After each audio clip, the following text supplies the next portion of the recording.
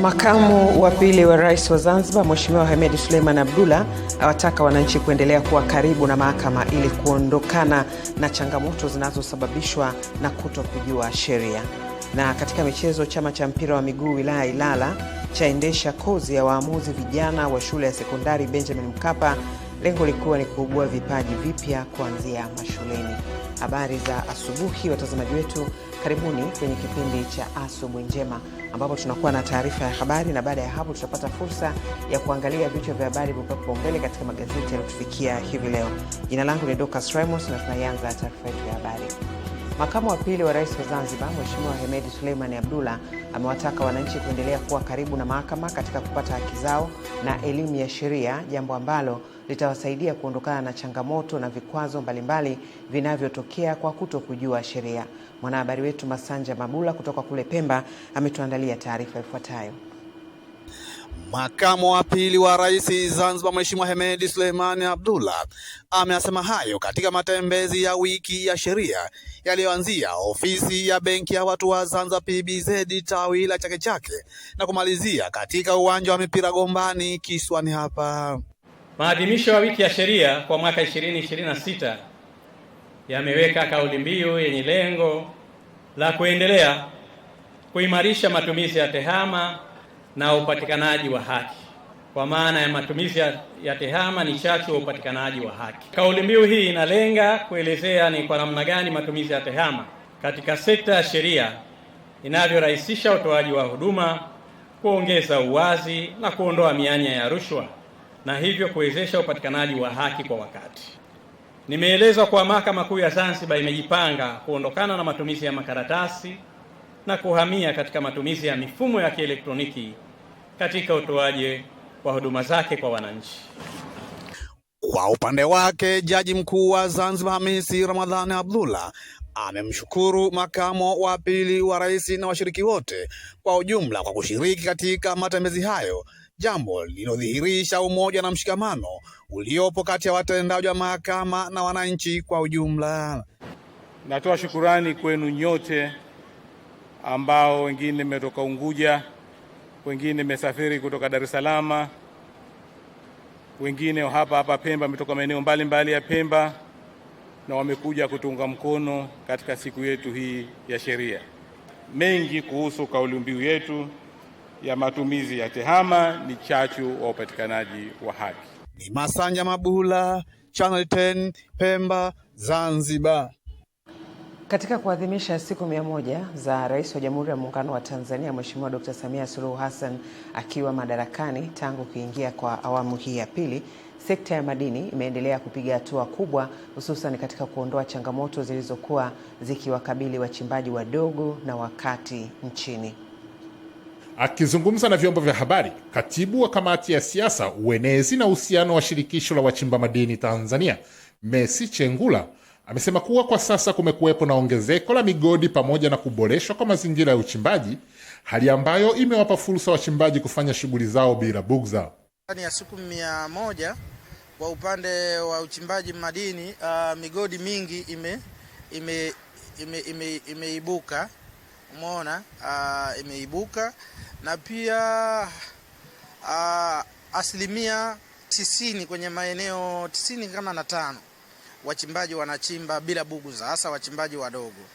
Na hiyo ni kwa sababu ya yeye mwenyewe kupitia Wizara ya Madini kutoa tamko la kwamba wachimbaji wadogo wanapokuwa wamegundua dhahabu wasibuguziwe na wala wasisumbuliwe. Na hiyo inasimamiwa vizuri na Wizara ya Madini kupitia waziri. Aidha, amesema kuwa kati ya mapendekezo 20 yaliyowasilishwa serikalini kuhusu changamoto mbalimbali katika sekta hiyo, sehemu kubwa tayari imetekelezwa, jambo ambalo limeleta faraja kwa wachimbaji na kupunguza urasimu uliokuwa ukikwamisha maendeleo ya sekta ya madini. Mapendekezo ambayo yameleta unafuu katika mengi ambayo tulipeleka. Cha kwanza kabisa, sasa hivi serikali kwa ujumla imeweza kujizatiti kugawa leseni kwa wachimbaji wadogo. La pili, kero hizi ndogo ndogo zimeanza kufanyiwa kazi kwa ukubwa sana kupitia hizi siku 100.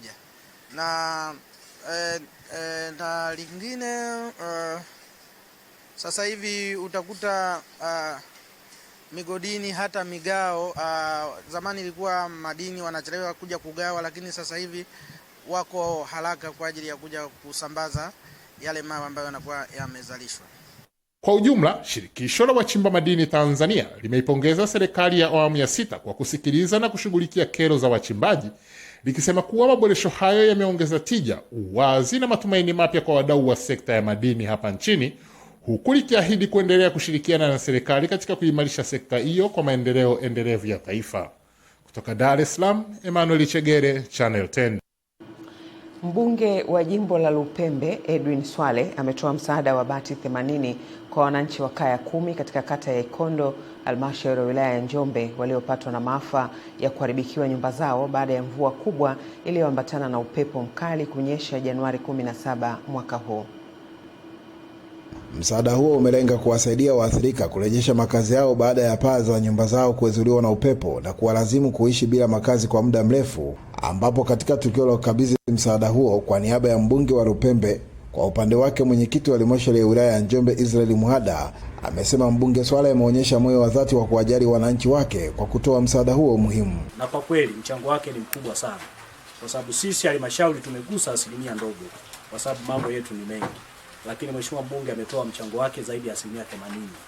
Ametoa bati 80 na sisi halmashauri katika kumunga mkono mheshimiwa mbunge tumechangia bati 20 ili tuungane naye. Lakini pia akanituma mimi kama mwenyekiti wa halmashauri kuja kuwapa pole wananchi, lakini kukabidhi mchango wake kwa wananchi ambao tumekuja kuleta hapa wa bati hizo zote 100 ambazo tumekuja nazo. Halmashauri kimechanga 20, lakini yeye mwenyewe kupitia mfuko wake binafsi akiwa ametoa bati 80.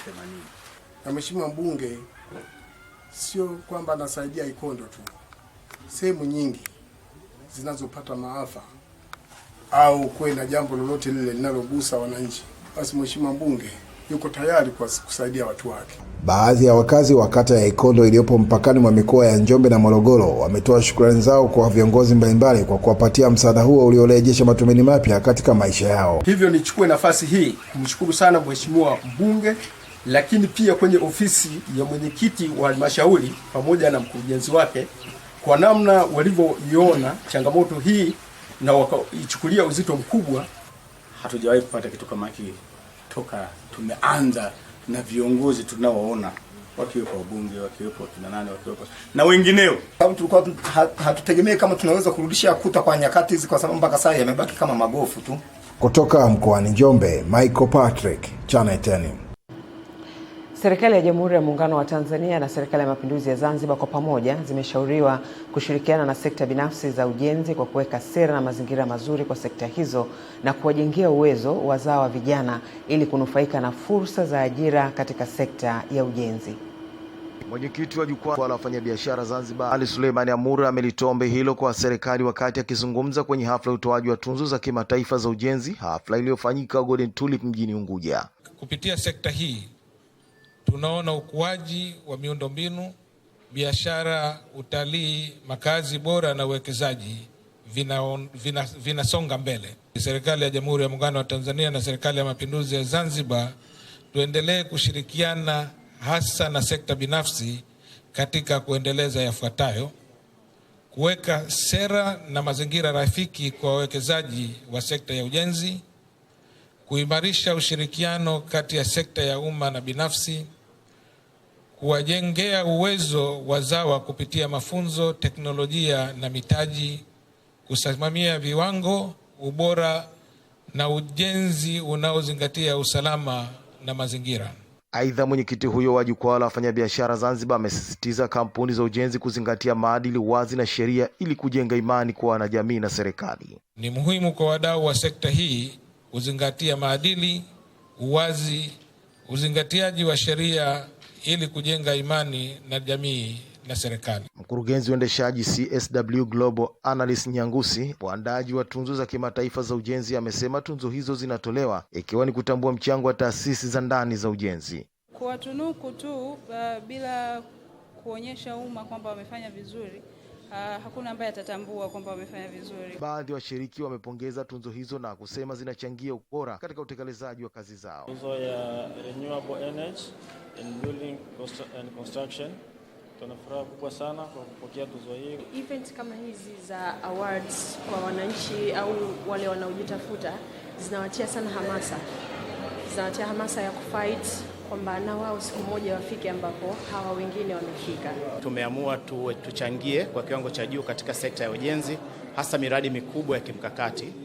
Hii ni kwa sababu tunaona miradi hii ina mchango mkubwa sana katika uchumi wa Tanzania. Zaidi ya makampuni 30 ya ujenzi yametunukiwa tunzo mbalimbali za kutambua na kuthamini mchango katika miradi ya ujenzi ya serikali na ya watu binafsi bara na visiwani.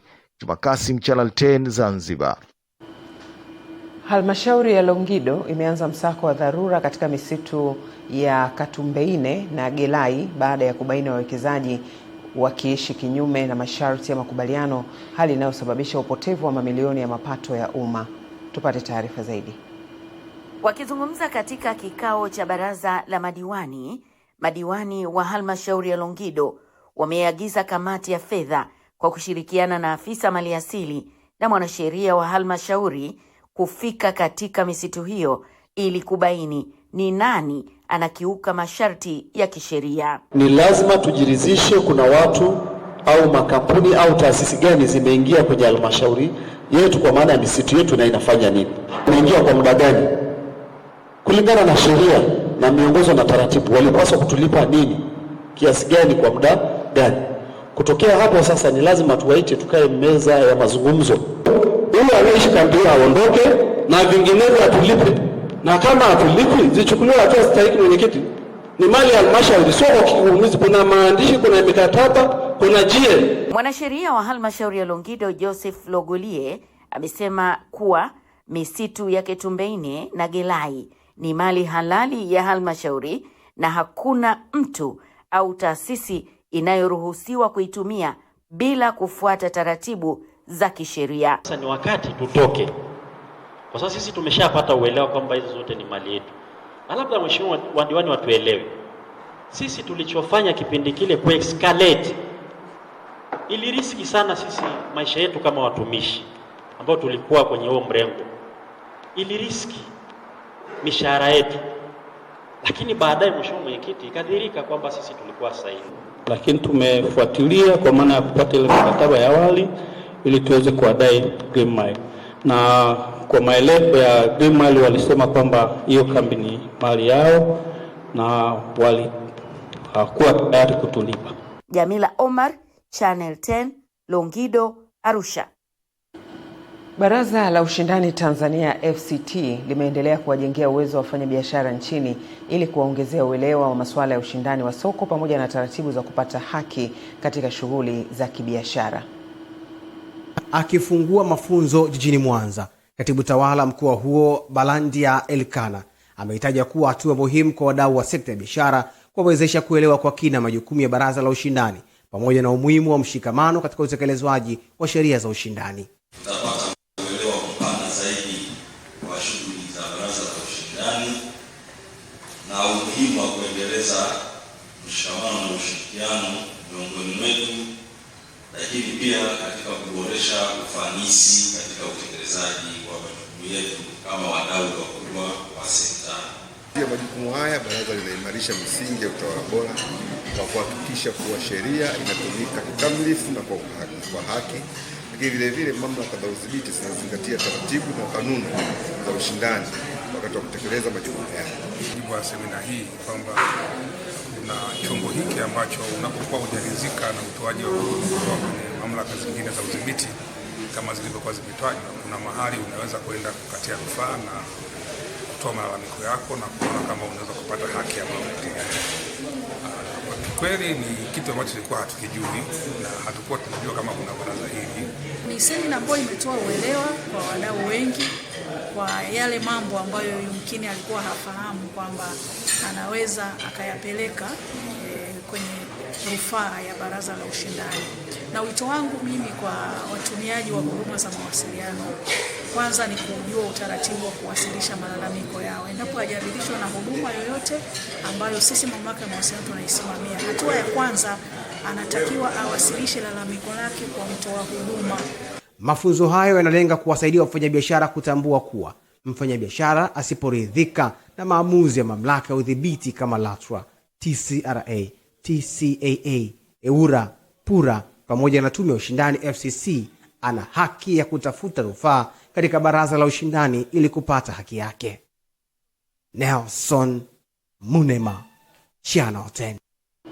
Naam, na sasa ni habari za michezo ambako tunaelezwa michuano ya kombe la shirikisho barani Afrika imeendelea jana kwa michezo kadhaa kupigwa, huku ikishuhudiwa wawakilishi wa Tanzania katika michuano hiyo, timu ya Singida Black Stars chui weusi wakipoteza kwa bao 1-0 dhidi ya CR Belouizdad ya nchini Algeria katika dimba la New Amani Complex Zanzibar.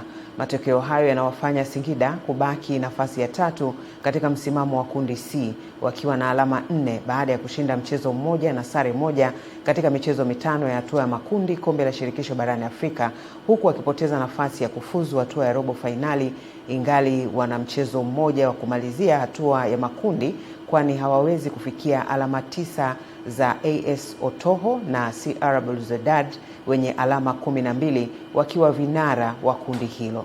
Singida Black Stars wanajivunia mafanikio ya kufika hatua ya makundi kwa mara ya kwanza katika historia yao, huku wakifikia malengo waliojiwekea katika michuano ya CAF.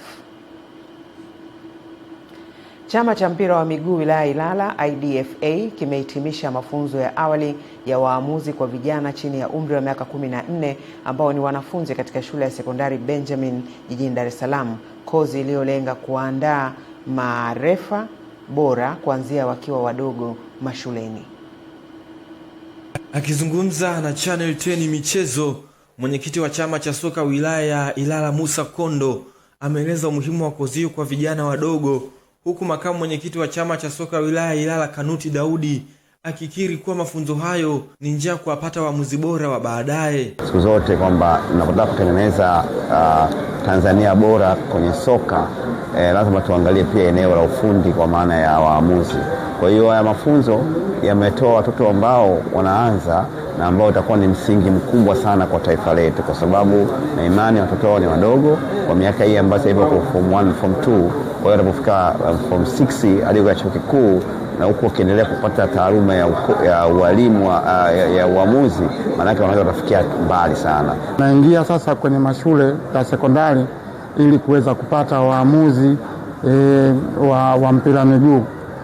Tunafanya hivyo ili kuweza kuwalea vijana hawa bado mapema. Kozi inaenda kuwaongezea nadhani chachu ya kuchezesha mashindano mbalimbali ya kishule, na vile vile huwa tuna mashindano ya UMISETA na mashindano ya kimataifa ya FEASA huwa yanafanyika. Toka mkoani kuja kuipata hii kozi, napenda kuwashukuru wadau ambao waliotusapoti mbalimbali, na kwa hii kozi baada ya hapo huenda naweza nikaambia wenzangu kuwa kwamba hii kozi ina manufaa baadaye. Nilikuwa naipenda mwenyewe hii kazi, nilikuwa napenda urefarii, kwa sababu hata tukikaa huko majumbani tukiangalia kwenye television tunaona kuna marefarii wengi wanachezesha mechi nyingi. Eden Bahati, Channel 10 michezo. Naam, mwisho wa taarifa yetu ya habari. Baada ya muda mfupi tutapata fursa ya kuangalia vichwa vya habari vilivyopambwa mbele katika magazeti yaliyotufikia hivi leo. Endelea kuwa nasi.